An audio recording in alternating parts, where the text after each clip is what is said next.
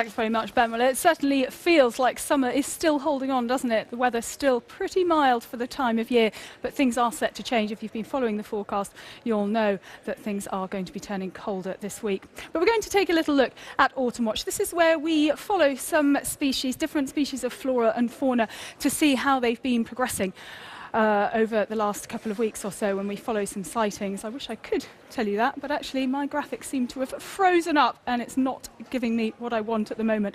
I was going to tell you about some lovely hollyberries that we've been keeping track on. Oh, there we go. It's playing ball now. We've had 45 sightings of the hollyberries. It's been a good year for hollyberries, along with most fruit. The reason for that, of course, is because we had the cold spring followed by the warm summer, and that's really given us these bumper crops. You may well have noticed it yourself. There you go, 45 sightings of the hollyberries so far, and these are some of the other species that we're going to be keeping track on over the next few weeks before Autumn Watch itself goes live towards the end of the month, so do keep tuned to that. But let's get back to the weather for the here and now then, and it is still mild. Yes, it does still feel like late summer, certainly. A lot of dry weather around across the UK at the moment. We do have a weak weather front which is sinking its way down across England and Wales, giving a few spots of rain here and there. We've got some showers up towards the northwest of Scotland as well.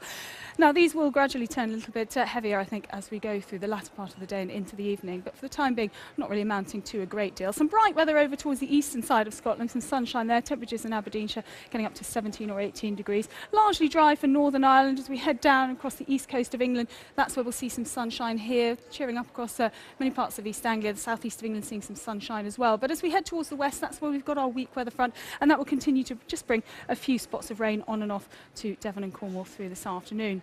Now, as we go through the evening, that weather front will sink its way southwards, eventually clearing away from the south coast of England late in the night. The showers, they're pepping up across Scotland. The winds also strengthening here. Be some heavy downpours later in the night and turning colder as well. We're starting to draw in that colder air that we've been talking about in the south, still on the mild side.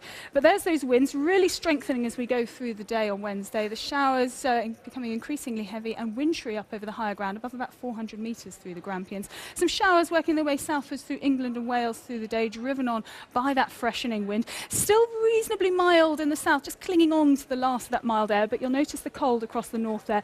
And then on Thursday, the change comes for the whole of the UK, because we've got this low pressure out towards the east, high pressure in the west, the squeeze in the isobars really increasing that wind strength, and it's coming from the north, so a bit of an icy blast, I have to say, particularly if you're on that east coast. There'll be some gales here, so we're talking significant wind chill, and those temperatures in the south only reaching highs of around 12 degrees or so. Now you can tune back in again next Monday and Tuesday for a further update on Autumn Watch.